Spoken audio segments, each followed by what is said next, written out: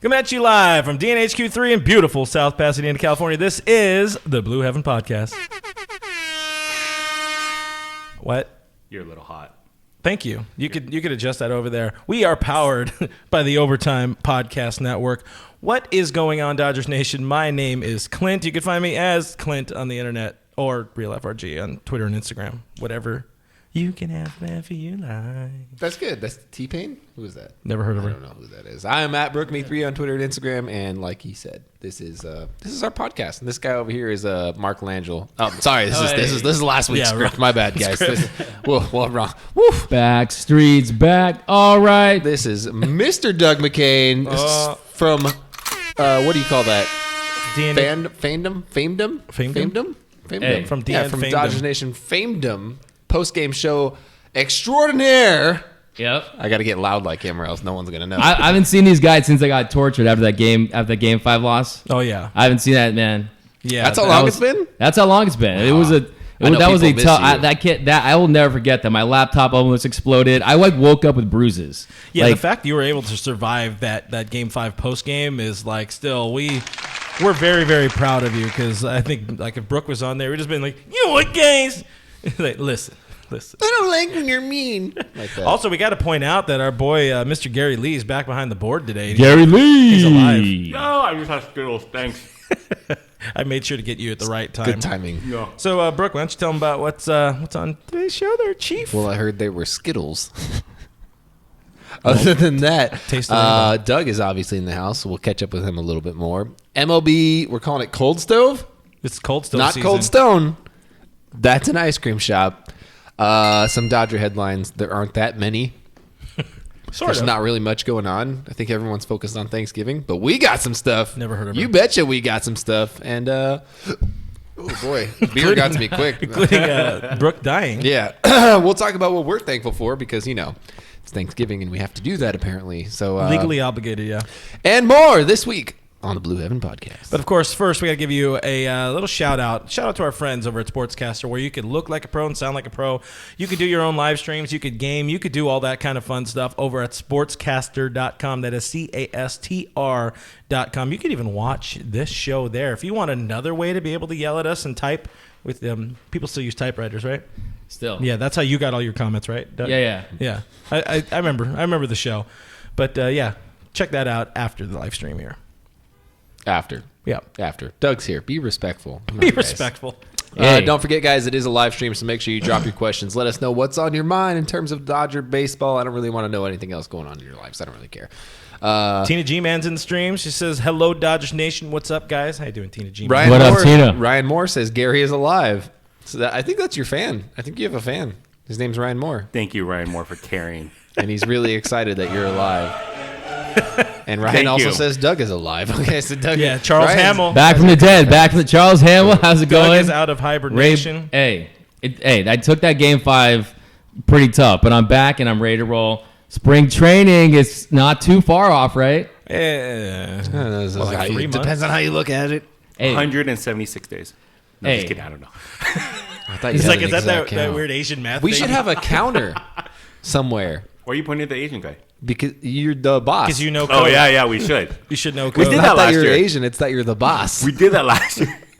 Yeah, I don't think too many people cared about it. I care. I don't math good in my head, so I need something that tells me the maths. Bubba Rutledge Numbers. wants us to make some moves. Tim Rogers. Tim Rogers is alive, too. What up, Tim? Hi, SD Dodger. Hi, Tim. He just finished another vlogging thing, getting ready for Thanksgiving. Oh. Louis is thankful for the Blue Heaven podcast. Thank you, Louis. We appreciate you. I'm also pissed you're not going to spring training with me. Well, guys, we kind of already touched on it. Janet's Day Off asks, is that Doug or Will Smith? And that's the sort of perfect segue into our first real segment here. How the hell have you been since going into hibernation since Game 5? I get that a lot, though. I heard the Will Smith thing, and I'm not an actor that's generated over $2 billion in the box office, but I definitely the off season. It's been it's been a cold winter. Honestly, Game 5 after that, it was a tough loss. I had to endure the pain of like 2 million Dodger fans, But I will say the Astros cheating scandal has totally wiped all the pain away. Not necessarily. I'm still frustrated that we lost. Yeah. But the fact that you have something every single day to just dig into, and I just think that it's just to me it's a really intriguing offseason with the Garrett Cole, Rendon. You got trades with Lindor, possibly. There's a lot of stuff to talk about this offseason. But hey, I've been great, ready for Dodger baseball. It's not too far off. But hey, this is going to be a wild offseason, I predict. And, it's good to be back talking Dodger baseball again. Yeah, I think you needed to go into hibernation after that.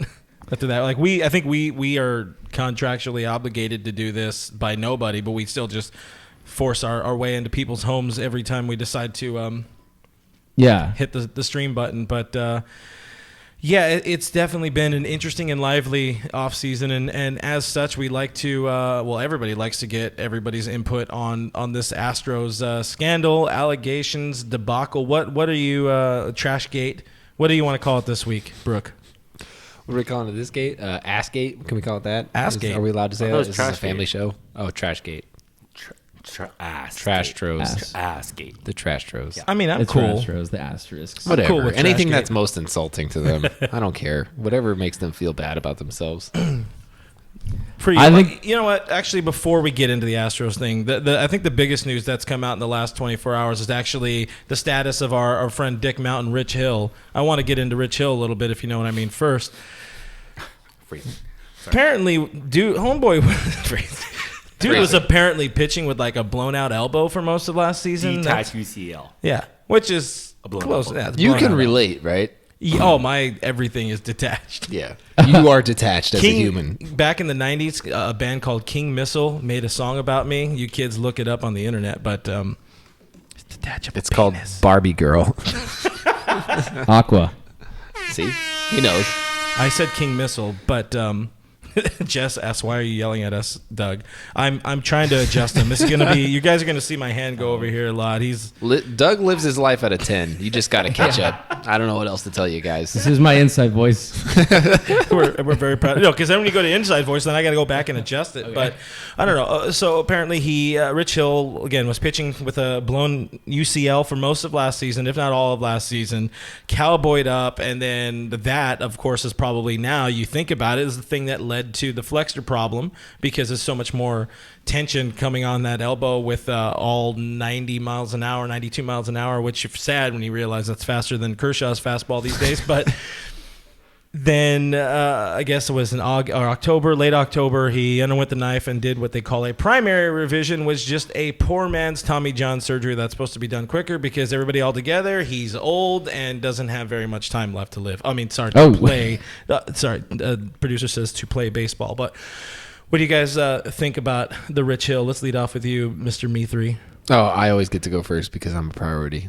That's good. Here's As long the as thing. you're ready. Here's the thing. He's old, and I love him, and he still had a sub-3 ERA, and he still didn't do very terribly in his one World Series appearance. What did he give up? He gave up one run in that game, right? And everyone was really pissed off about it because it was one run over like 2 2/3, and they were like, "Why did we start him?" It's like, well, you didn't have a lot of options, guys. You knew he was going to push through any injury he had, but I don't think anybody expected that because that hurts. Yes. That's pain. His elbow That's not a 90-mile-an-hour fastball. There's no way that people push through and do that. What he did was superhuman and ridiculous and very Rich Hill-esque, as we all expect. And it makes me love him all that much more because he definitely wasn't telling people anything. Somewhere Ned Colletti's GM heart warmed up with a 3-year deal because of the grit exercised there by Mr. Richard Hill. What do you think, Doug? What are your thoughts? Well, what do you have to say about D Mountain in the flesh? Dick Mountain, he's a warrior. He's a warrior. We all knew that. And you saw when he came back. He came back. I think he had his first start against the Padres. He wasn't even planting his leg then. Man, when he had the MCL, looked like he was stepping on Legos every time he was planting. And you know he was going to do anything to help this team get a World Series. He's a great locker room presence. But, hey, look, he made, I think $48 million. If his career would end prematurely, like, he's used to that. Because just like in Game 2 of the World Series where that outing ended prematurely, like it shouldn't have. Yeah, unfortunately, it looks like he might not be able to to come back. But he's just been a great story in baseball with his career from the Cubs, going and playing independent baseball. He's just a guy. He's hilarious. I think I remember Brooke saying one time in a podcast, who's your favorite pitcher to watch bat? And he's just been so entertaining, a great locker room presence. It's really going to be sad to not see him in a Dodger uniform next year if he doesn't come back. But there's a chance you could now. You really think about it. You think about it. He's either somebody you can just throw. He doesn't care about the money. He wants to be on this team. He said as much at the end. I mean, granted, it was an emotional moment. They just lost, but he said as much. I want to be back on this team. I want to be with these guys in this clubhouse. I'm pretty sure he'll play for an Utley-style contract. You give him, air quote, 2 years for $2 million, and he's going to retire after the second one, whatever it may be. But you sign him for $1 million. You see what the hell happens if he can come back by All-Star break. You either have, the veteran presence of a crafty lefty coming out of the pen, or somebody that can help take some innings from Urias or Dustin May or Tony Gonsolin at that point of the season. It's really one of those low risk, high reward things. Plus, he gets to stick with the people and the team that he loves. There's that possibility. I'm not saying that's what they should do. And I'll defer the question now to you guys. So there's that premise. Do you guys and everybody in the stream feel free to join along, but do you make that flyer? Do you take that flyer signing, or do you just cut bait now and let him ride off into the wind with his final gritty outing in Game 4 of the the Division Series? I think he's gonna. I think the Dodgers would be willing to do that, but my understanding is that he's gonna want to end up in Boston. He wants to finish his career up more towards home, and that's gonna be it for him. He's gonna ride off into the sunset. He's gonna rake in all those donations for his charity in Massachusetts. It just makes the most sense to me. His family's out there, like all of his family's out there. It's just a good way to wrap up a career. I'm sure he'd love to play for the Dodgers if they offered him a contract. But the Red Sox specifically in the state that they're in, which is Massachusetts, they are the literal state they're in. Yes. But I meant more financially. Yeah. Financially speaking, in the state that they're in, and the fact that they don't have a farm system anymore. Like literally, there's no farm system there. Yeah. It makes sense for them to pick him up and finish a contract out there. He'll probably pitch out of the bullpen there. He won't do much. He probably won't pitch till the second half of the season there, but it makes sense, and it's a good way to wrap up a career. Hey, this is the team that took a flyer on me, got me out of the independent leagues. Gave me another chance. Got me to Oakland, which got me to LA, which got me a big contract, which paid for a lot of things, and now I can end it here. I'm sure he has his heart in both sides. I'm sure he's more interested in LA just because it makes more sense for the recent vintage of it, but still wants to win. Which he will not do in Boston. He will not, because they're probably gonna have to trade Mookie Betts because they had too much of the money. Mookie Mets. Mookie Mets. Yeah. Mookie Mets.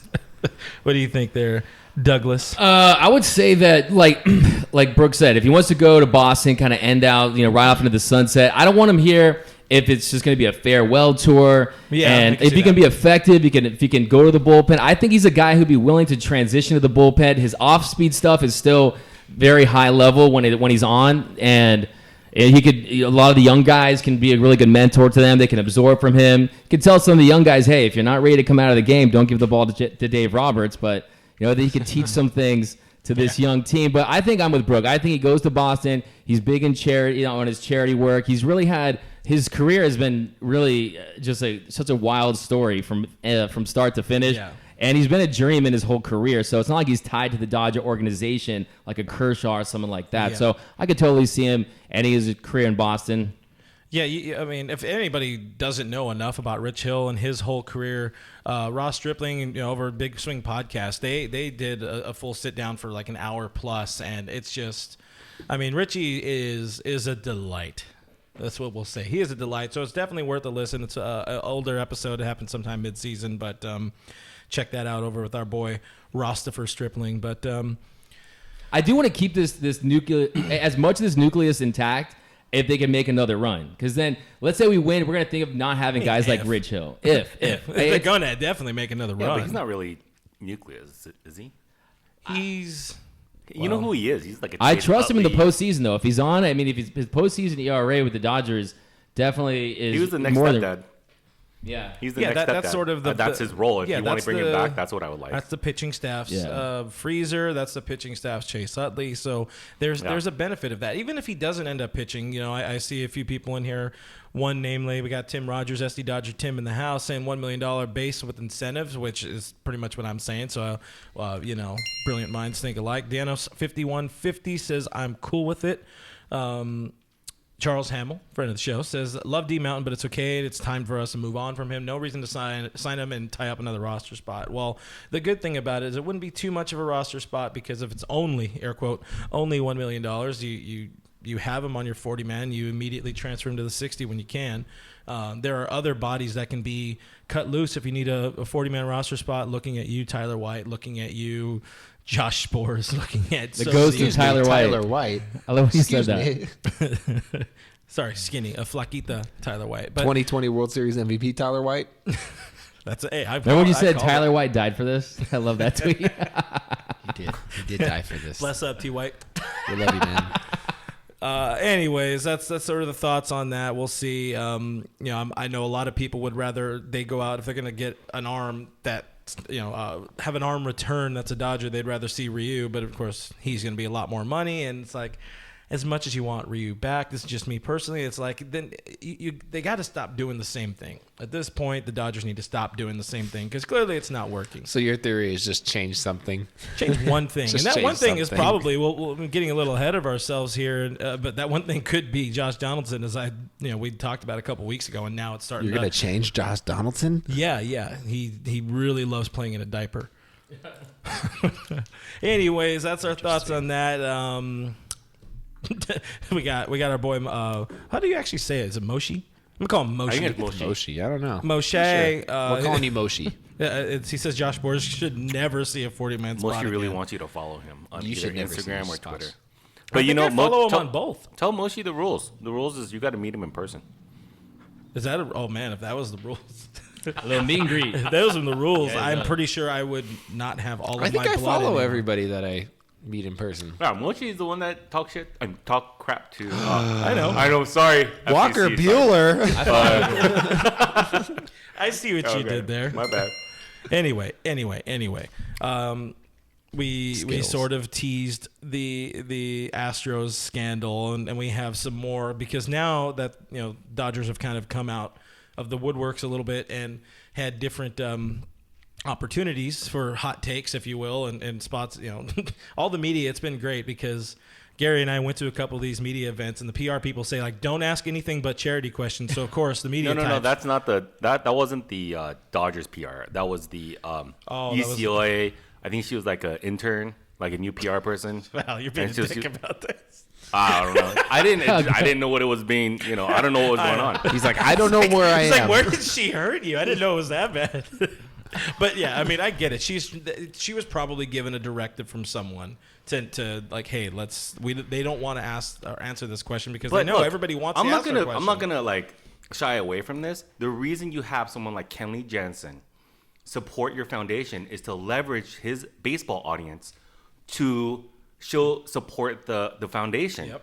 And if you don't talk about baseball, then you negate that whole leverage. Yeah. So, I know UCLA is not a strong PR school. We know this.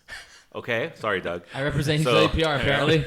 It's just one of those things where you just got to learn. I mean, that's just how it rolls. Like, that's how charities run. That's why they tie their names to spokespeople and all that kind of stuff. Or a gymnastics school. Very good gymnastics school. Underpaid gymnastics school. Everybody, that's the first question when they're in front of a Dodger right now, and rightfully so, is what do you think about this Astros thing? So we bounced around. People have been around. Even our boy bringing him up again, Ross Stripling. They talked about it. Him and Cooper talked about it on their podcast, and we went ahead. I went ahead and stole a little clip, but I urge you to go ahead and listen to the full episode of the Big Swing. But go ahead and mix in that beautiful bean footage right now.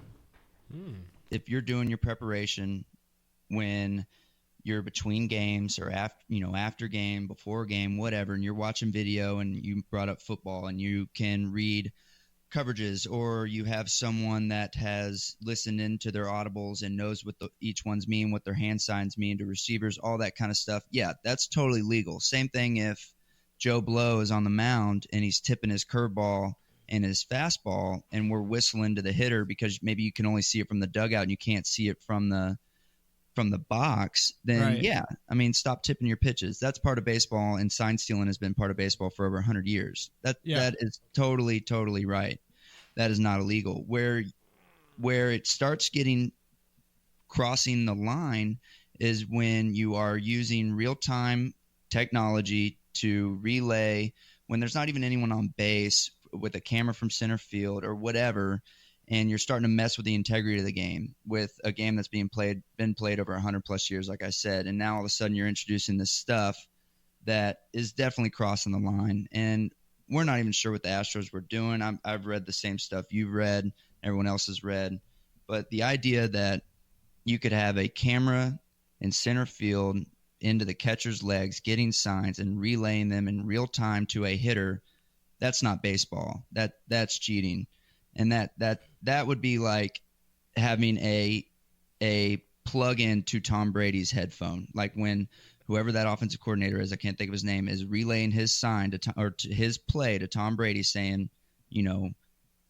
left post or whatever, right open 45 base, whatever the play is, and you are like hacked into that signal and you are hearing what they are saying. That to me is about egregious as what the Astros are being accused of.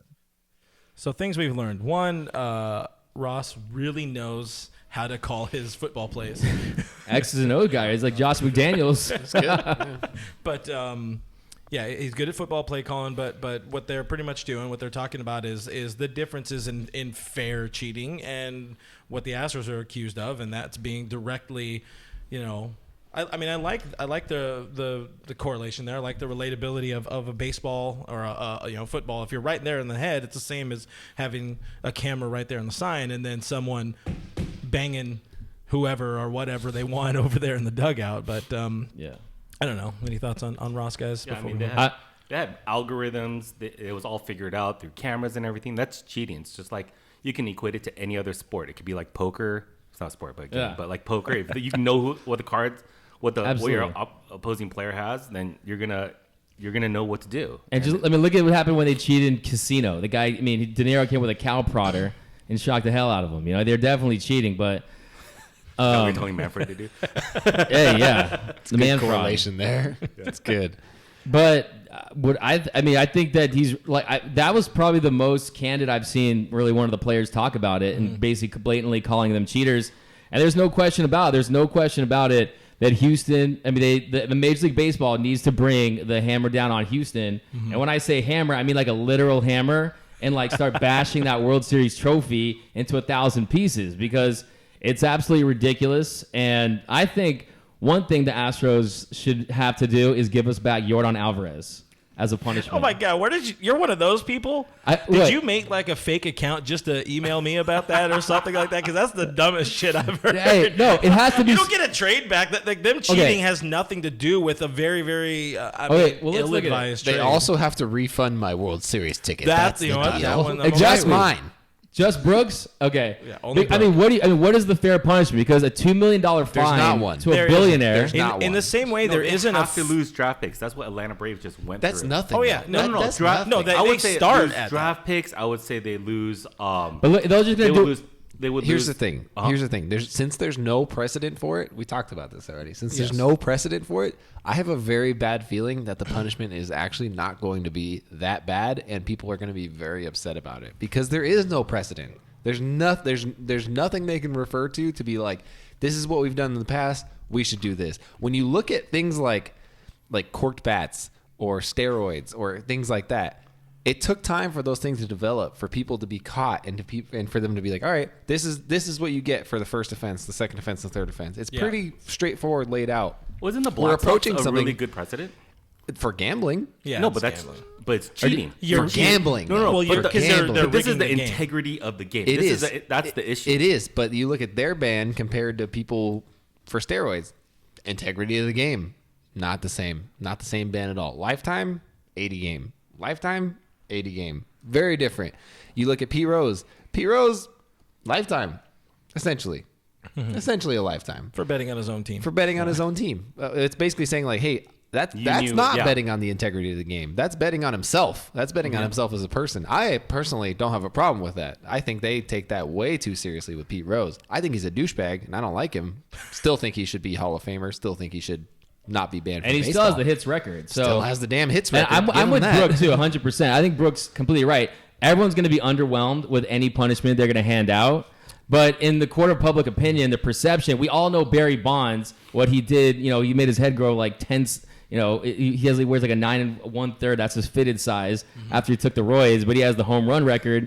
But look, no one won the World Series in 1994. I think, look, the thing about the steroids era and the Pete Rose era, this with the technology, with the internet mob, with the greats like John Boy and everything like that, they've been caught red-handed in a sense. And if there's legitimate evidence that camera and that flat screen, it goes from PEDs to LEDs, and if that flat screen and everything and all that camera, if they can really prove, look, I don't want to get myself worked up. I start thinking about this stuff. Yeah. My hands start sweating. I start breathing all fast. Like you said, there's no way. And actually, funny enough, the next clip we have is Jock Peterson talking about it. But either way, the way I like to sort of talk about switching gears a little bit, but there's no trade that any team could ever come up with, any two sides could ever come up with, where both sides are happy to trade Mike Trout, because some teams, fan base is going to think they gave up too many players, and the Angel fans, if there are any, are going to say, well, that's all we got for the greatest player in the history. The same way with this thing. They're not going to please everybody. They're probably not going to please that many people, even if it's, Lunau is out, which is probably a start because it went up to the GM or the owner, whichever the hell one he is. No, Jim Crane, that other creepy white dude is probably out, and then they're going to find more things. He was probably up at that jerk-off house with Bill Belichick or whatever the owner's over there. But wow, we could edit that. We're very good. We're very good at reporting things. Looking live. But there's so much when it comes to that, then nobody's going to be happy is the ultimate point I'm getting at. And that's a little bit about what Jock Peterson talked about over at the 15th annual turkey giveaway at Dodger Stadium as I go from jerk off house to something positive. But let's go ahead and listen to Jock Pop. And there's a lot that I guess came out, and it's unfortunate. It brings back a bad feeling in your stomach from when we lost. Who knows? If you say you stripped them of a World Series title and gave the Dodgers a World Series title, then it was like, well, it's not like there would be a parade. Like, you wouldn't really celebrate. I don't know. It's over with. They got away with something, and that's just the way that's the way it goes. I mean, they know what's going on, and I think that's why this year you saw a 8-second minimum delay on all feeds because of that. They knew what was going on, so it's not they did something to try to protect it, and I mean, with the delay, it wouldn't be possible to do what they did or were accused of doing. So Jock, notoriously not terribly great with interviews, did handle that very well. I feel probably well rehearsed on that, but still the point is, whatever the hell happens by the time we get to opening day, I think it's going to be a whatever it is what it is attitude. And we've talked about this the last few weeks with if they decide to strip that title and give it to the Dodgers, you're not going to feel good. Nothing is ever going to really make us feel good. That was the time for it to happen. During that interview, part of that was taken from an interview that Dave Vassay had with him on Petros and Money. And Vassay brings up the whole point. It's not so much even about the title. It's about the fact of what happened then. Mainly we focus in on Andre Ethier got robbed. So many of those players this year, Kershaw kind of robbed David Freese of an opportunity to do his heroics deeper into the postseason. But I don't know. There's just so much, man. So much. It's annoying. I hate it. Just make it go away. Jock Peterson's very good at talking. He does the best good talking. Saying human words. Based on his past interviews, that's one of his most genuine that probably was ever. one of his he's least scripted. Yeah. So I thought, he's right, but the thing about that he's wrong on, is that 8-second delay. If it was the Astros, pointed out, he said, stupid. Of course they can have a live feed. You can. It's called CCTV. It's closed caption TV. You just have a coaxial cable lined up from center field all the way over to that dugout, and you have an instantaneous feed that's faster literally a dude with a transmitter. Yeah. That's all it takes. That's Or the guy with the binoculars and the camera, and like they did in the World Series, reportedly, hands up on the bullpen, hands off. Did I hit the thing? I touched your spring. Thank you. I appreciate that. I appreciate you. But yeah. Anyway, it's annoying. Barry Bonds thing. The thing about the Barry Bonds mention is that it's actually pretty interesting. No one cares about Barry Bonds right now because of that tainted record. So I hope people treat the Astros the same way and Plus kind of like Yeah. just Exactly. vacate that World Series. That would be the best punishment. Let the Astros go back to 0. That's it. I'm okay with them keeping it and just us talking crap for the rest of their existence. I'm okay with that. I'm running a poll I feel right now. Good about that. Yeah. Every oh god. Honestly, like I've had a lot of people ask me because they know I'm obviously a Dodger fan. They're like, "How do you feel about it? Do you want Obviously, we've already established no one wants the World Series. We don't want that 2017 World Series. We don't want it. We wanted it at the time. We sure as hell wanted it. We earned it. We should have had it. We don't. It's fine. But with that being said, I find solace in the fact that for the rest of my life, I can talk crap on the 2017 Astros World Series. And that makes me feel good. And that makes me feel happy. Because no matter what they come out with now, if it's just draft picks, if a couple coaches get banned, if executives get banned, it doesn't matter what they do. No matter what, that's not a legit championship anymore. No matter what, even if they keep it. No matter what, there's an asterisk next to it. And you get to an asterisk next to it. No one's done that yet. No, they Asterisk? They did the Houston Asterisks. Oh, yeah. There's some That's shirts on good. that. All right. But no matter what, you get to hold that against Astros fans. And I love that. I feel good about that. And I will continue to push that on Twitter. You got something there, Doug? Oh, yeah. No, I was going to say, like, but to me, I think I'm going to hold out my opinion on whether or not they should vacate or not based on the evidence that's going to surface in the next couple months. Because if they catch them red-handed, because They have. Well, they have, but like, Freaking John Boy has no, already. I think that Altuve should give John Boy his 2017 MVP award. I think I'm telling you, it's got to be Swift. It's got to be Swift because look, I would rather. Now we're talking. I like this. And no, but I'm just saying that what they have to do here is realize that, like you said, it's like Barry Bonds. That's an individual accomplishment, right? But we're talking about a team award. And I was thinking to myself, if the script was flipped here, and I've been waiting my entire life for the Dodgers to win a World Series, and it came out that we were cheating to win, it would break my heart. It would totally delegitimize the World Series for us. And I would want it taken away from my own team. I would want them to take it away from my own team because look, I'm just saying, I would rather win with honor than cheap failure. Some quote Vince Scully, I think, said that. No, he didn't. But look, I'm just saying. Yoda. That was Yoda. Vin Yoda. Cheated you are. But no, hey, I think it's the most epic story in recent memory. I just can't get enough of it. Like to me, I think I forgot who said it, but there was a funny tweet by Joe Davis. I think that was just a shortened two. just a short O2 tweet, hack. just an O2 hack, and I'm like, of course. That was like so simple, You can but feel just them from clicking JD. into place. Yeah. You can feel them clicking into it and just launching and taking off. And you saw it when who hit the game? It was Gurriel hit the game time home run in Game 5, right? Sure. I don't know. I mean, there were so many awful home runs in that Game 5. True, I don't know. And also, we all had to relive forget that bad series. things. We all had to relive that series now. We're reliving it And day in, day out. It's just, I don't know. It's a whole new way My to question to you guys is, rip off the Band-Aid and blood still happening. yeah, no, it totally is. Blood and sadness. Michelle says, "Calm down, Doug." All right, sorry. So on the idea of some of the potential punishment and all that, Tina G, man, coming in hot here. They should get the death penalty in baseball. I should just stop there because that sounds great, but she says they should have to repay their World Series shares, lose draft picks, international draft picks, cap space, and they should be suspended too. All of that stuff sounds like a lot, sounds good. Is that enough to anybody here? No. Is that enough to anybody out there? No. Nobody's ever going to be happy. I'll never be happy with Brooks this. never No matter, be happy I'm either never way. going to be happy no matter what. Yeah. Regardless of the situation, I'm not going to be happy. If there's any penalty you can throw at them versus any not throwing at them, I want a penalty. Anything that you can throw at them, I want them. But look at the Cardinals. When the Cardinals got busted for ironically doing the same, cheating to get stuff from the Astros, if they're taking away draft picks, they have the money and the capital to sign free agents. So they're going to sign free agents, and then I don't know.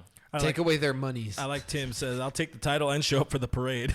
Yeah, dude. What? Hey, I'll go. I mean, I'm not busy that day. go to Africa, get that merch back. Any day. Yeah. I'm not busy any day. I know they're gonna. Dodgers. I think they should take all the revenue from their home games and send it to wherever they sent our championship gear. And I was just gonna say that we're gonna go to that small little Ethiopian town. yeah, And get their gear get back. it back. Get the gear. Dude. We gotta switch them. Yeah. I I mean, we can. have a help them out question for more you than guys. that. Who do you think would have won the World Series MVP? What do you think it'd be, Jock Peterson, or do you think it would be Clayton Kershaw? I mean, it might have been Kershaw just because he wouldn't have been led to soup the bed. I think he still would have. It's not as bad. It's found not a way. as bad. Yeah, it wouldn't have been as bad. I think Jock It would have been you, Darvish. Jock would have ended up with it, and I would have been really conflicted and felt really strange, and I would not have known how to react to that because I'm a notorious Jock trade stan. Is that what you call him? Yeah, that Proponent? works. Yes. Talk like an adult. Say proponent. But think about that. Clayton Kershaw, 11 strikeouts, no walks. First time since Don Newcomb in 1949. Game 5, if he gets that win, Dave Roberts would have tried to bring him out in Game 6 to close out her. And 7. So, Are you saying David Roberts does ill-advised managing moves in game? hey, you heard it first here. Wait, I think I have the button. I'm just kidding. Thank you. Thank you. That was good. Finally, on this this topic, I'm hoping. I'm pretty sure everybody here kind of saw it. It's making its rounds amongst the major news brand. But did you guys see the kid with Austin Barnes? Yeah. Of course, I think the best part of all this has been all the memes and all the jokes and all just the internet trolls doing their thing. And one in particular was I think he was a 10-year-old little league player or whatever out in Tustin. Tustin, there you go. So we got one more clip for you to run. Who's there? Change it. Change it who? Is it not funny? Yeah, huh? Needed. That's weird. Yeah. But the joke is, I can tell you. I'll tell you. All right, a Gary, lie. Mr. Gary Lee is now going to recreate this child's joke. Hi, Mr. Barnes. Can I tell you a joke? Knock knock. Who's there? Trash. Change up. Change up who? No, you get it. It's knock knock and then change up. No, he said 2 knocks is a change up. Wow. Yo, man, that's why I That don't have a hit. camera. That hit for me. Thank you. Anyways, it's pretty good. I mean, this kid's doing that. Austin Barnes, who of course was the starting catcher for the 2017 World Series team, enjoys it even more. But yeah, it's kind of funny that a kid is getting in on this, and that Barnes is still relevant somehow. But Well, that's the Astros punishment. Is a generation knowing that it's Barnes gets organization Austin F. Barnes gets to make fun of you. That's the ultimate punishment. Mm-hmm. That was actually in the parking lot of a Wendy's. He was just getting his meal. Hey, there's your punishment. They have to. The Astros Wendy's? have to take. No, Wendy's is delicious. 4 for 4. I bro. love Wendy's. Yeah, Yeah. hell yeah. I get down on You're, some Wendy's. get you're on Frosties. timeout. Bro, they brought spicy nuggets back. Oh, my bad. Spicy nugs. The whole city of Houston has to Sponsor admit us. that In-N-Out's better than Whataburger. Because That, and they Whataburger is also from have Houston. to have Austin Barnes be their starting. But Barnes might be Oh, wow. good. Oh, no, he'll have Yeah. some vendetta. He'll only hit against the Dodgers. Psycho Barnes. He'll be Para like 2.0. Well, plus like Brian McCann had a plus 300 batting average, 300 points in his batting average with the home road splits. I can imagine Barnes being a lot better when he knows whether or not to pull up or turn it. But either way, baseball's taken a really long time with everything on this winter. The Astros punishment for one, and to sidle along here. Player signings, because we're not really seeing much of anything happen on as you enjoyed MLB's cold stove. I did. I like that a lot. It is a very cold stove, if you will. There are some signings going on around baseball, though, a little earlier than anticipated because it's usually like a lot closer to Christmas time. But I think guys are like, man, I really need to get the gifts this year. I need my paycheck. I got to get this moving. So let's sign a little early. We've seen a couple guys sign around baseball. Travis d'Arnaud. I don't want to talk about anything else right now except Travis. I don't care. I don't care about anything else. I don't care about the Astros. I don't care about my dinner at home. I don't care about this beer. I care about Travis d'Arnaud getting paid $8 million a year on a 2-year contract. What in the hell? What is happening? Dodgers legend? $16 million for Travis d'Arnaud? What? Didn't he hit like 10 home runs in 3 games over there? I can't even, guys. I can't even with baseball. Baseball's the weirdest sport, and contracts are so strange. I don't Lamar Jackson has a $2.5 million cap hit on his contract right now. $2.5 million for Lamar Jackson. We're talking football. It's different. I get it. What team He's does an he pitch MVP for? player. Yeah. And you got Travis freaking d'Arnaud making $16 million in 2 years playing for a playoff team. A playoff team. I'm sorry. Playoffs? I'm sorry for the audio. Oh my Baseball God. has been very, very good to me. That's right. It'll be better on the podcast side because I can apply the I'm so compress. upset, and I just Is it- there's oh! no reason to be. Get your money. Get your money. There's no reason to be. Get paid. Do you think he finishes that contract? No, I don't think he makes it through the first year of his contract. I think he gets DFA'd at some You know point. what's so funny when you think about Travis and d'Arnaud traded back to the Dodgers. when you think about the career trajectory of Travis d'Arnaud, like he was the Mets starting catcher when JT hit like 48 doubles against them in that one division series where Zach Greinke didn't cover third like a dumbass. Like that was their starting catcher, man. Like this is a weird career arc that dude's been on. But I mean, I understand your. I'm your upset. pain. I mean, listen. If it came down to the wire, like if it's right before spring training and the Braves are like, all the good catchers have been bought up. There's no one left. We got to dish out some money. Travis d'Arnaud is still out there. Let's pay the man. But they're like prepaying him before everybody else. They're like everyone else. Well, they're is still doing that with available. everybody. But the let's Braves give are like they want to get out of the front office Will and just Smith, go golf. Will Smith. They overpaid for Will Smith too. Chris Martin, d'Arnaud. I think they had another guy. I can't watch baseball this year. I'm done. They haven't shored up their starting rotation, so it's pretty funny. Here's a great point. Dwight Howard makes less money. I don't even know how much Dwight makes. Less than that. I'll tell you that right now. Definitely less than $8 million. Oh, Superman. Oh man, I can't even. Anyways, the Dodgers haven't signed anybody. If anybody's. What do you think our boy? What's his name? Yasmani Grandal going to baseball hell, also known as Chicago White Sox. I feel bad for the guy. 91. No. 70 something. I forgot what it was. 91 over the last 5 years, including the one. So he's getting 73 years paid. old. He's getting paid properly as the best catcher in baseball possibly right now, or if not, top 2, top 3. I got some good. Pass many. But Yasmani passed ball. I got some opinions on that, but first I gotta say, Kate, who made me this Tim LaCastro sticker, she said, "Do I need to make you a Travis d'Arnaud sticker now?" That's Kate_880. You can buy some great these stickers. Hey, we ain't hawking nobody's stickers. Listen, hey, Kate, I send me love a the sticker. stickers. I want a Second of all, Yasmani Grandal was the best catcher in baseball for the past 5 years, but no one wants to talk about that because he had a bad playoff series where he dropped also baseballs. he was a Dodger. No one wants to talk about that. He's a Dodger where ESPN all doesn't of like you, to talk all about of you fans who are like, we don't want him, we don't need him, and you're like, the best baseball player. offensive Yeah, he's a- catcher in the game. and you want to say that Play freaking behind the plate. Will Smith is your savior. Will Smith actually didn't have that great of a season, guys. He had a really good start. He's sitting right here. Sorry, I apologize for that. But everyone wants to pretend that Grandal's not a great catcher, and he actually is one of the top catchers in all of baseball. And now the White Sox have. The White Sox, they really need to invest in some pitching, first of all, because they got a team that could actually win some ball games, but you can't win ball games without pitching, guys. I think the Angels proved that time and time again for the past 15 years. Sorry, Los Angeles. Yeah. Angels. Los Angeles. Yeah, no, Anaheim. It's called Anaheim. Yeah.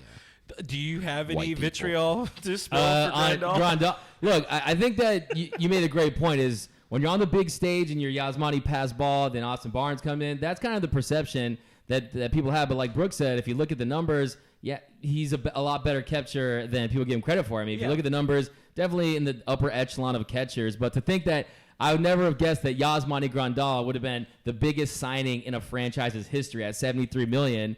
when I think Albert Bell made like $55 million like 23 years ago. He was a nice guy. But when he went in elbows up. Yeah, I love Albert Bell. He's a class act. But look, Yasmani Grandal, hey, we have our catcher situation figured out. If we didn't have a Will Smith, a.k.a. me, but maybe I'd feel bad about it. But we have our catcher for the future. We have a stable of catchers. Yeah, and if not, you got 2 backup catchers exactly. for the future at so, least. Hey, get your and money. Travis get your money. Darno's going to get traded halfway through the season. Don't forget that, guys. Who? Travis Darno.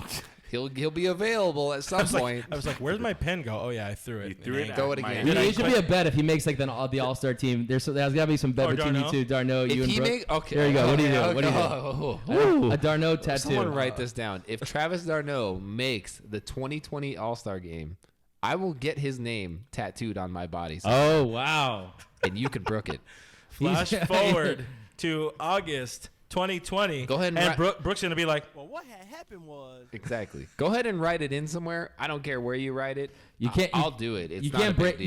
You can't. He's not making the All-Star team. There's no way. You can't throw away this footage like the Astros are probably doing to the. Watch him just Okay, hit, no like, more Astros. hit like 415. Because he heard. I wasn't expecting us to go off this long On Travis Darno? on 2 catchers that have nothing to do with the Dodgers. I had never but thought I also- would ever talk about Travis How many Darno. games do you play? Was it one game? One game. One game. It's not even zero, a cup of coffee. That's like zero a shot. at bats. That's like I a believe. shot with he took a shot with he the walked. Dodgers. You know. Yeah. It was like That's like what my major league what I really experience would wanted. look like. What I really wanted to see though. I really wanted to see the Dodgers win a World Series just so they would give him an effing ring. Yeah. They would Because have the to. Dodgers would be classy enough to be like, oh, everybody, Josh, maybe not Brock Stewart. I don't think he deserved it, but Maybe his dad. yeah, Jeff Stewart. No for sure. gets way. one. Yeah. But now we're seeing again as we transition here to the Dodgers and because this is we're a Dodgers show. I forgot about that.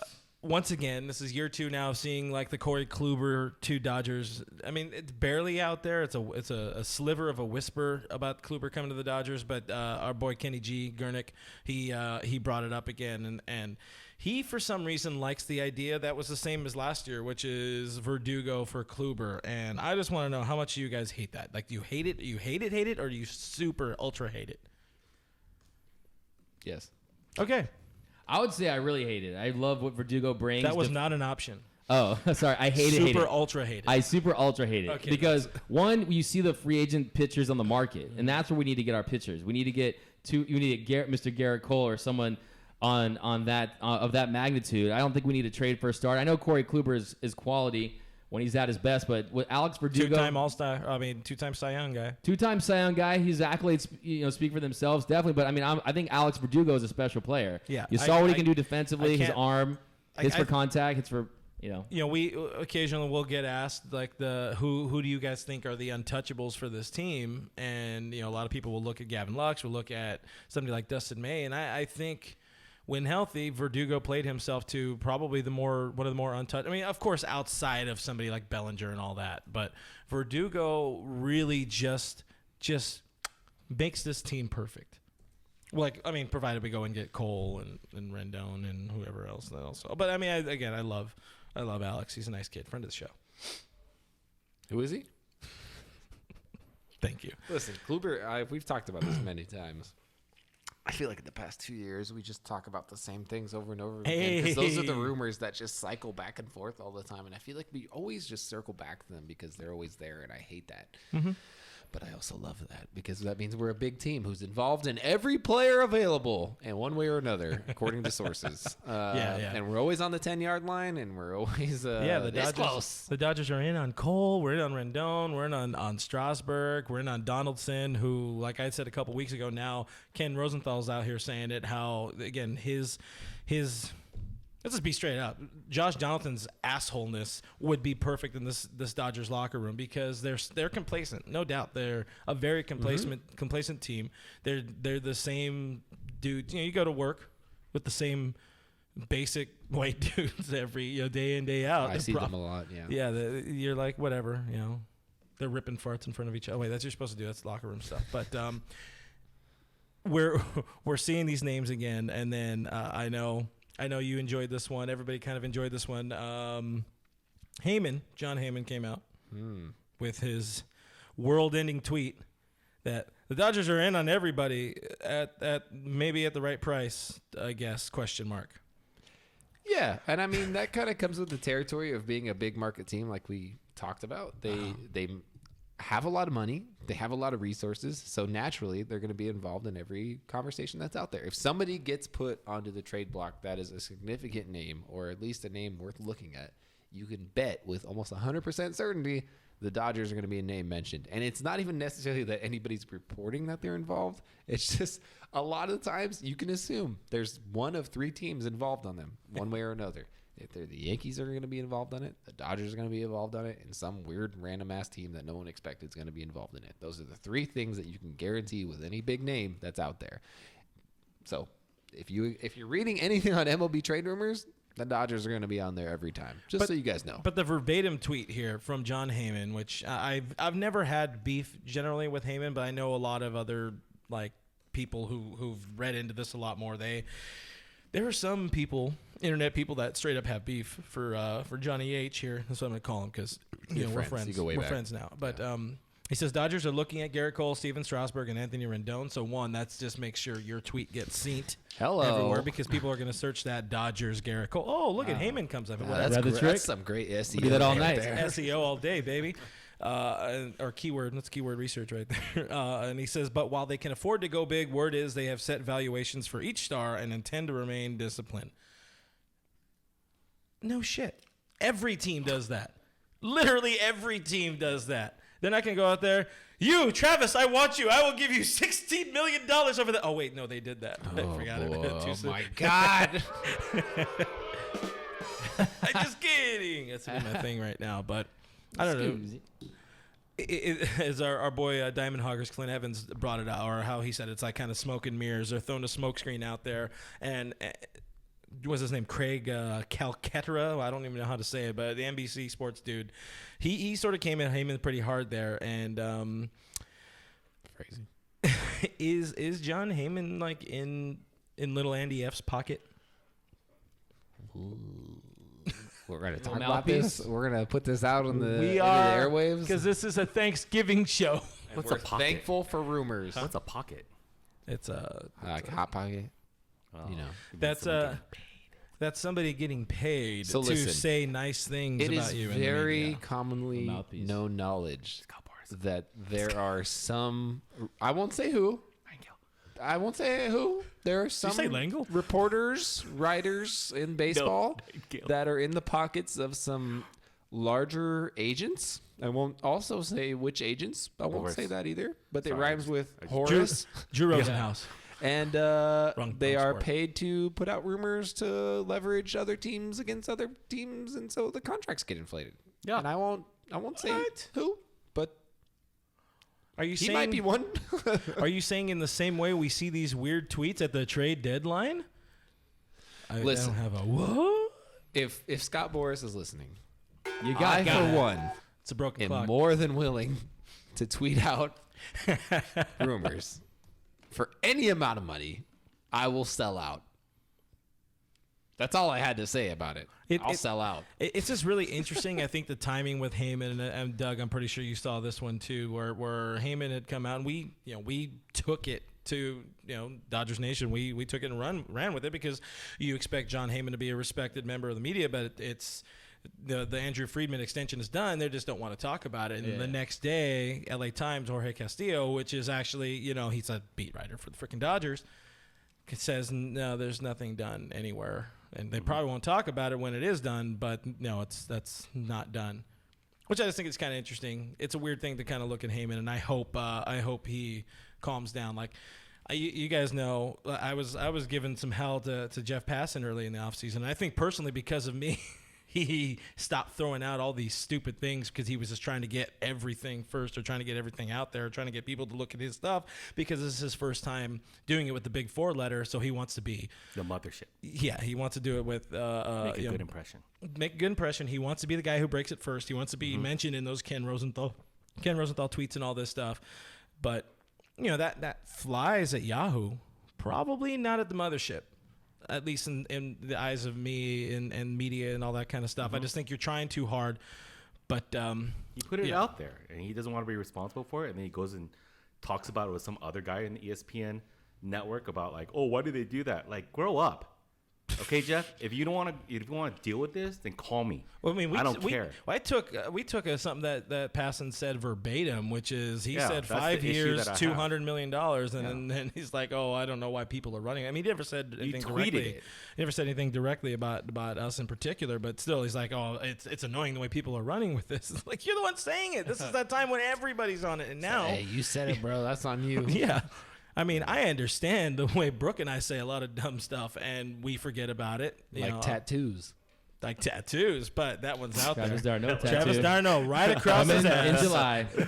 Right across his TD ass. somewhere. But I don't know. It's dumb. It's dumb. Do you have any vitriol? Do you want to be mad at John Heyman too? In this day and I know age, you're the nice guy. It's it's all about it's the rat race of the internet. 100%. In this era where everyone's searching for any morsel of information, and you just latch onto everything, for lack of a better cliche, they're playing hardball from a negotiation standpoint. Hardball. They're playing hardball. I hate you because you're so good at that.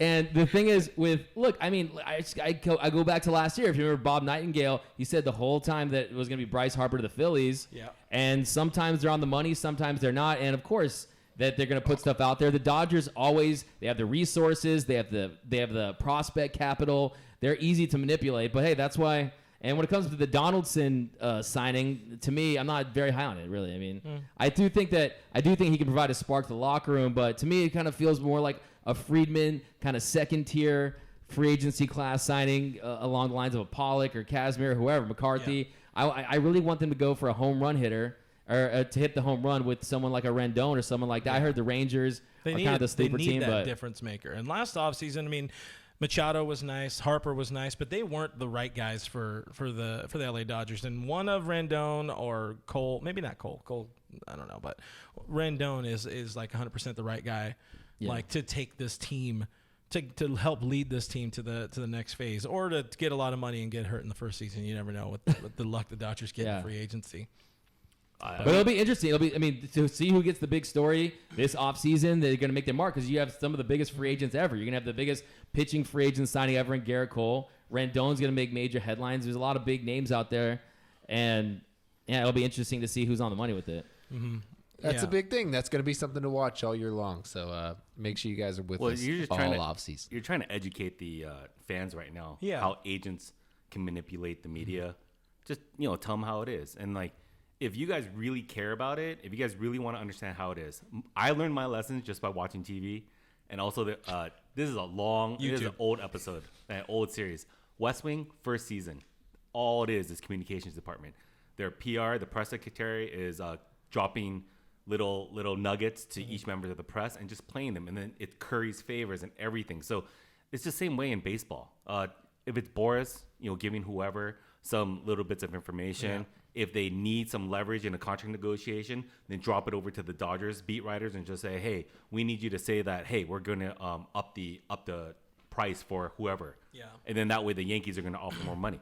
It's a simple play. I don't understand how people don't understand this, but if you need to learn, I learned it from West Wing and then just studying PR stuff. So go for it. So watch West Wing. Yeah. And let us know. Or Arliss. I really feel like that now needs to be the name of this episode. I learned it from West Wing. I'm going to write that one down. West Wing and chill. Politics aside, just watch it for that lessons. It's great writing. It's Aaron Sorkin. Yeah. Amazing stuff. So it's just a good lesson with who's the person that plays the press secretary? Our off-season topic's just wild out. No, I don't know. Yeah. Is it wild out? Well, plus the isn't NL West Wing. Damn it, I can't think of the dude's name right now. He was on Parks and Rec. Shrek?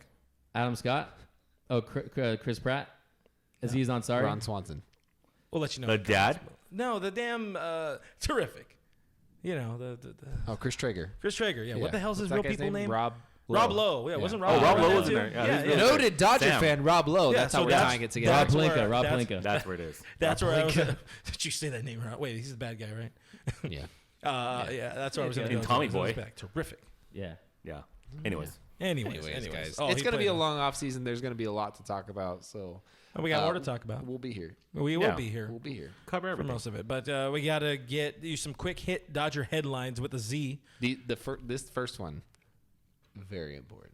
Go for it. Very, very important, guys. Take it away, boy. Dodger Stadium in the flesh. I don't know if you can call it that. It's a stadium. It doesn't really mean anything. We'll be having a 50% off sale. We'll call it. They're calling it. Are they calling it a Blue Friday? They're calling it Blue Friday. They're calling it Blue Friday, and it's a sale from Friday through Sunday. Some days they will have waffles there. Don't. There's going to be waffles there. Just walk away from it. Because blue. I follow. Continuing on. So if you got to get your Christmas gifts, your holiday season Dodger items, if you want to get me something, I wear a size large, and I have a very large head. 7/5 is my hat size.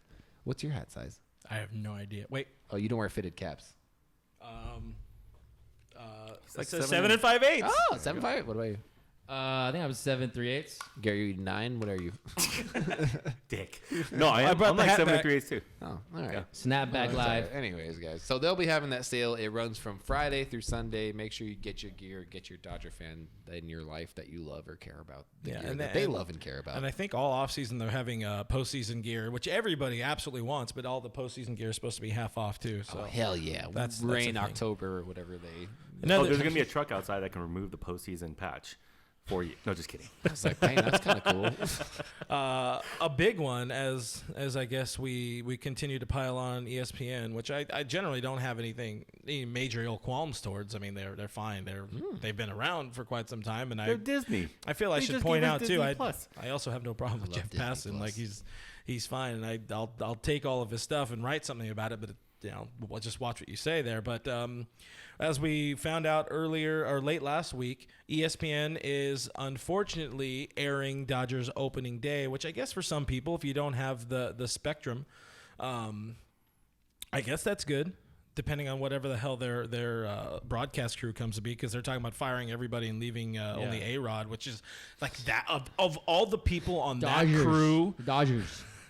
Love Dodgers. That's a move. Yeah, I forgot he calls him. I don't know. He just says everything wrong. Max Muncy. Max Muncy. That's a guy I hate. Alex The Dodgers. Rodriguez. Ooh, I hate him. Like It's as a all the person. Botox If in you the know what cheeks. Anyways, ESPN is officially airing the Dodgers opening day, which again sounds terrifying, but great news dropped today from our friend of the show, Joseph Davis, where he confirmed that the Booth Boys on Spectrum, along with Alana, will be airing opening day, so we get all of our delicious Dodger coverage. dual stream, if you will. Dual stream, if you will. Yes, I'm excited about that. Also, Rob Manfred, he hates baseball. I'm gonna let Just you. as an entirety. gonna He let just you- hates all of baseball, guys. Baseball's threatening to cut almost 50 minor league teams in a move that let's be honest, guys. A lot of people are upset about it. I don't really have a problem with it because I'm a terrible, horrible, no good, very bad person, and I don't care about anything. Basically, the teams that are being cut, the minor league teams that are being cut, generate less than 1,000 fans. They're basically like the equivalent of rookie teams or like low A class teams that like literally some of them were pulling in like 200 fans a game, which at that point costing you a little bit of money. So if you can kind of tighten up the minor league system, make it a little more exclusive, maybe you get better players out of that. Maybe you get more focused and more money dedicated to the guys that are actually gonna not to be a jerk about it, but maybe shape up to be something one day.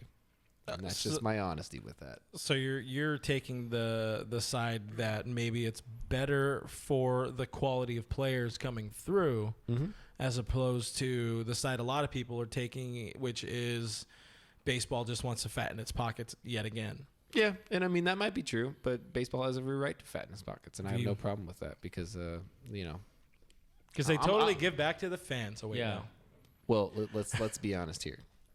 There are a lot of people that are in the minor league system that have absolutely zero shot of ever making it to the big leagues. So what's the point of even employing them? That's my question. I'm going to be really honest about that. What's the point? Like you're just leading somebody on and having them make.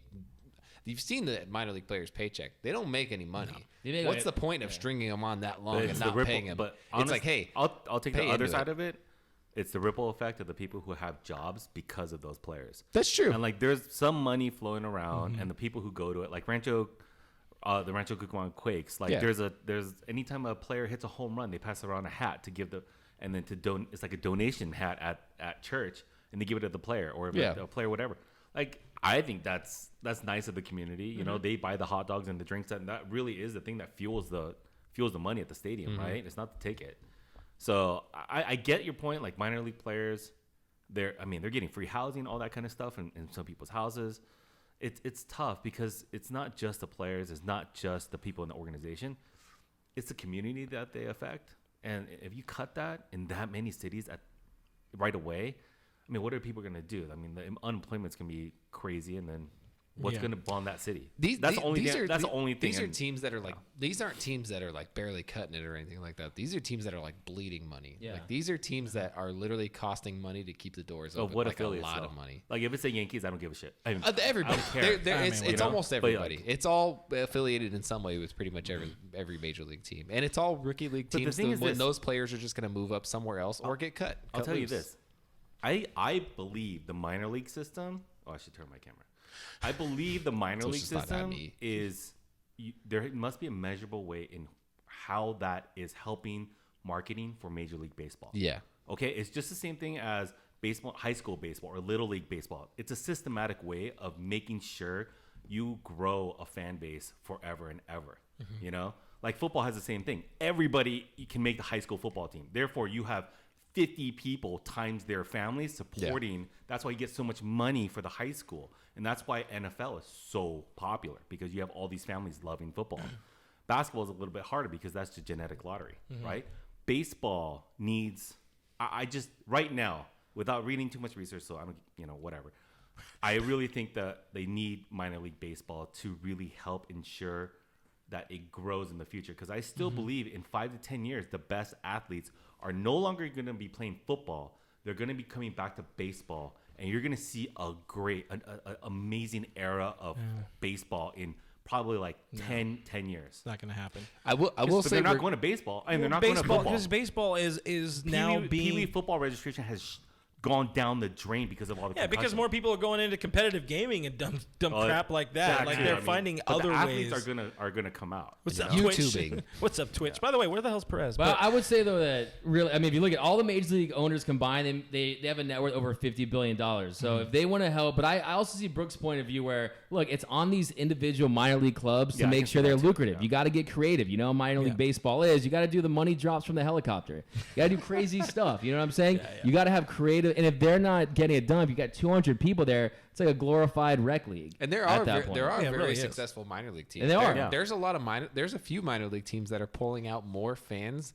on average than Tampa Bay Race games. And it's like, and that's what that's you a find major those league baseball team. That's a playoff team. That's a major league playoff team, and they're not pulling as it's many not just fans, players too, speaks more to the state of Major League Baseball than it does, I think, the minor league baseball. But I will say that minor league baseball as a whole needs an overhaul. It definitely needs to be completely redone. Yeah, completely. I mean, these guys. There's just top tier talent that's not making nearly enough money to survive. There's just not. And if you look at the major league minimum, it's like $500,000. If they gut these teams, if they're gone, that money can't go back into baseball and the owners. That's got to go to the other people. I mean, we saw Toronto. They made some headlines by actually giving their minor leaguers a living wage. I know, shocker.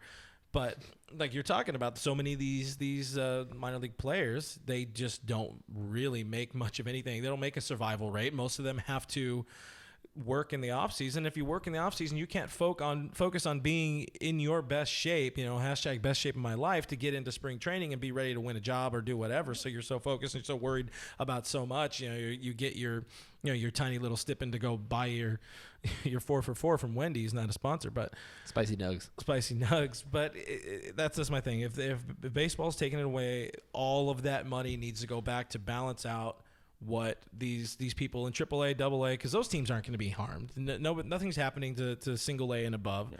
It's going to be some rookie teams. I think Ogden's one of them, which is another one of the rookie single teams. A, AA.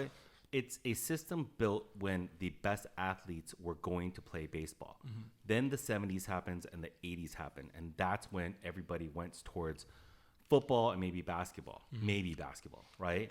But that's the problem. I think it's just their system is antiquated. So you're right. There needs to be an overhaul for the amount of talent that's available who wants to play baseball. And then Tim Rogers said that baseball is for the rich. I don't believe that. I lived across the street from one of, in Alhambra.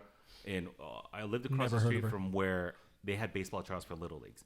And you see all the parents bringing their kids wanting to try out. You see all the kids trying hard to really make baseball.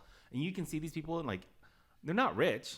You know, they're all coming by, spending their time when, you know, to help their kid play baseball. They do it because their father did it. Their father's father did it, and they brought them to the field. And there's a love of baseball in this country that needs to be fostered. And I think people are still fostering it right now. Well, I think I understand what he meant, though, when he says it's for the rich. Like, all the people that I know from Little League that are now in the minor league system or drafted or whatever, those guys were all rich and were able to get coached, were able to take hitting lessons. Travel ball. I didn't get to do any of that crap. Yeah. Not saying I would have made the minor league system by any means, but I think I understand would what he have meant. been at Ogden, and then you would have been the... And then I would have been cut. Yeah, you would have been cut. Yeah, because Ogden is on the list. So... I saw a couple of them right here. Tina G-Man says the minor league teams give small towns something to watch, though, which is because there's only 30 teams around baseball, so you want to be able to just do move that. to a city. Pack it up. Just move. Okay, 1%. Just go buy a house in an affluent area. Just move to Pasadena. I can't afford it here, so come here and we can not afford it together. Dodger Dude has a little bit of a sidebar here. Says they should start PED Aluminum Bat League. There you go. So I watched the hell out of that. Yes, that's XFL. Yes, I'd watch the hell out of that. LB, there you go. Ping. Boom, I'm all in for that. I know. It's just Jose Canseco and and that right there. That's all Domingo Ayala. Hell yeah, I am in. He's Count me in for that. Boss of chain. Count me in for that. Mara O'Brien says it's the only baseball I get to watch here in Utah. Ogden Raptors or Orem Owls. So that's just another take. No, have you been? I mean, I remember like I went to like a Visalia Oaks game like way back in the day. It Don't blew, pick up teams. It blew my mind how everyone in the crowd like knew every player's name. They like treat it like we treat the Dodgers. Yeah, like it was their team. It was an event. It was a place to go. But hey, like if you can't generate the necessary revenue to stay alive, then hey, they got to do what they got to do. But it's all, to me, the minor league should always be about one, developing talent, and two, to see if you can generate some revenue to wherever you are. But 42 teams seems like a lot of teams. And one Cody Bellinger coming out of your farm system pays for your farm system. Yeah, it can't pay with all the tickets that it makes at the big league. So it's just a numbers game. Yeah, it's a numbers game. Well, the people I feel really good for are the people that watch every minute of the draft now, because now it's going to be down to like 20 rounds. I don't trust those people. Yeah, we don't trust losers. That's Bernie Sanders is all tweeting about his Our boy AJ on the guitar says AJ says went to Stockton Ports game to get mugged. That sounds like a wholesome story. Thanks for sharing. We're gonna need to hear more about that on next week's episode. Oh man. Anyway, I see you have something highlighted you would like to talk about. No, I was kind of just like dragging over stuff. I want you to talk about it now. No, the Dodgers. Yeah, because I got to remind you guys. Don't forget, guys. Thanksgiving is let's see. Today's Tuesday. Wednesday is tomorrow. Thursday is the day after that. So that's 2 days from now. Dodger stories. 6 decades. 6 decades in LA. This is a family show. Premieres on PBS SoCal and KCET on Thanksgiving evening. I don't remember the airtime for it, but I think it's like 7 and 8:30, something like that, around there. Yeah, check your local listings for more information. I'm going to be an ad reader for TV. PBSSoCal.org. And you got to, real quick before we get off, because we've been doing this for a long time now. I didn't even realize it. But before you got to actually go to the premiere. Yeah, I saw the premiere. I won't give away too much, but the Dodgers end up in LA. Huh. They win Spoilers. 2 championships, and that's spoilers. it. That's it so far. Don't do that to me. That's all ever. From what I've seen in this movie, they only win 2 championships, and that's it. But I think it'll really be a fun watch for people after you're there with family. You're all plopped on the couch, like I said last week. You're not going to move, and you're looking for something good to watch on the telly, and especially if it's free TV, if you want to pull out the old black and white TV. Mm-hmm. But it's cool, it's upbeat. You can tell they had to squeeze a lot into a half an hour, and the producer of the documentary was at the premiere. They had a panel there, including our friend Mark Langell, but she said there's so much they had to leave on the cutting room floor. So I guess on PBS Passport. I think that's what they call it. They're going to have all the extras too, which I think it'll really fill out the story. But make sure to check that out. Dodger Stories, 6 decades in LA. Once again, it's on PBS SoCal and KCET on Thanksgiving night. So whenever you're full of turkey, sit down on the couch, watch it. Final There you thoughts. go. Sorry about that. Had to push that. Final thoughts, guys. As Dodger fans here, it's coming up on Thanksgiving, like Brooke said, and I want to carry the 2 days from when we're recording this. So we have to talk a little bit, just a brief second here, about what we're thankful for, and let's say 78 words or less. Gary, you seem to be typing. Doug, I'm gonna go ahead and let you lead off. What are you thankful for? I would say, As a Dodger fan. I would say probably the 919 wins that we had this decade. Oh, 919 wins, and then a quick second one would be prepared. whatever you guys are watching us on the internet. I'm thankful for that because that led to the Astros getting exposed. yeah. So Right? I would be the internet and a very solid decade where we should have won a World Series. We won 7 division titles, but that'd be mine.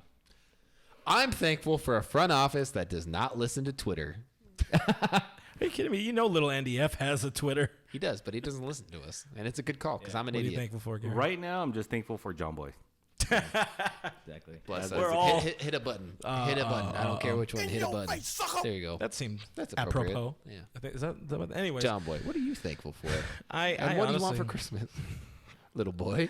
heroin, just like Mom used to make. No, Perfect.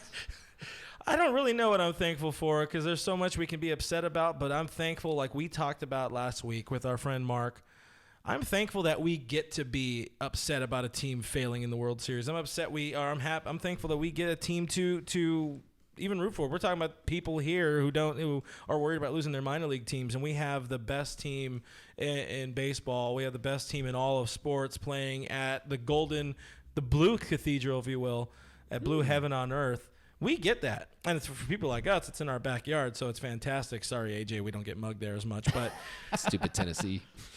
I guess generally I'm just thankful to be a Dodger fan.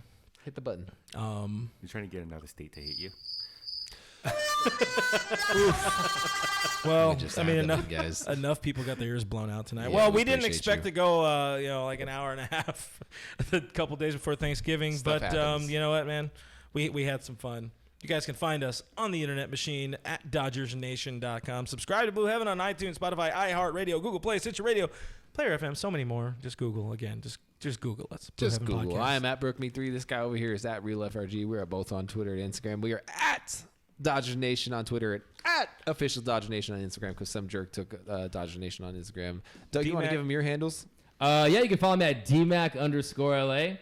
And just want to give a shout out to my homie Byron. He's just had a new baby boy, a future Dodger fan. His name's Jackson. Cutting that Big in post. Just kidding. No, but yeah, DMAC LA, Dodgers Nation for Life. This is the GOAT podcast. Thankful for these guys. Essential listening. They hold it down. There you go. That's good. Good. Make sure you guys follow him, especially during the regular season, because you're going to get to hear all the post games with him after. Huge thank you to our crack production team, which right now, that's Gary. Thanks, Gary. The fingers are flying. Thanks, Look at Gary. that. He's there not, he is. He's right there. Thank He's you, not Gary. weighed down by that appendix. Yeah, his appendix is gone, and he basically lost all the weight from it. So thanks, Gary. We found appreciate it. you. And guys, we thank you for tuning in. Thank you for joining us. Thank you for all your questions and comments. Thank you for supporting my anger, and we will see you next Tuesday. Bye.